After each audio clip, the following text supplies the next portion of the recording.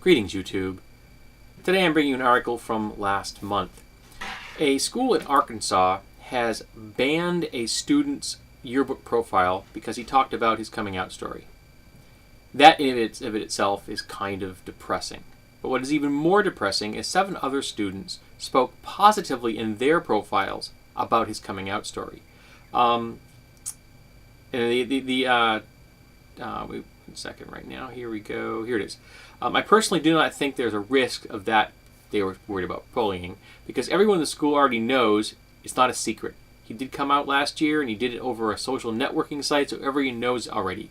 And the story, like I said, is talking about how accepting everyone has been toward him. Ellis, who wants his story in the yearbook, said, "I think that it's a good thing for people that like me to see that it's okay to be openly gay in school." The principal said that it was personal, but it's really not that personal because everybody knows. It's not that big of a deal. It's just showing other people that it's okay to be who you are. Superintendent Brenda Hayes defended the decision to censor Ellis' story as leading the school in the proper direction. She also said that calling the censorship consistent with the mission of our school. So apparently the mission of this school, the proper direction for this school, is to deny that this student came out, to hide the fact that this student came out, to downplay it, and to just say that this censorship is justified because they are concerned with bullying. This person outed themselves on a social networking site. They are well aware of what they did. They are well aware that the community at large that they live in knows. This is simply an admission of reality. This school seems to be living in the Bush era where it's not a reality-based environment.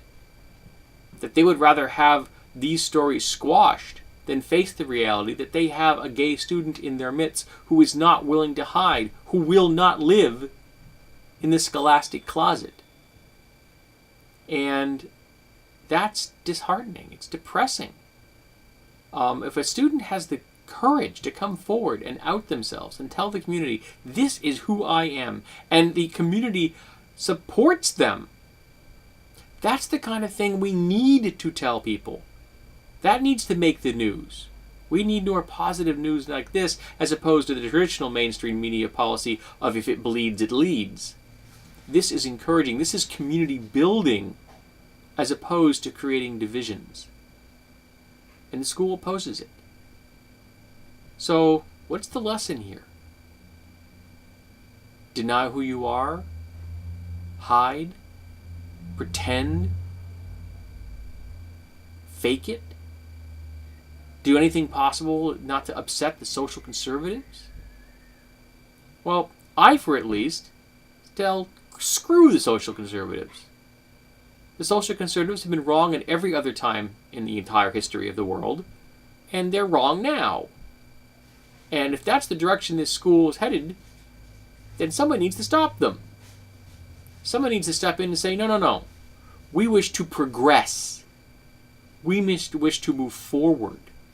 Not to stand still, or worse, to regress.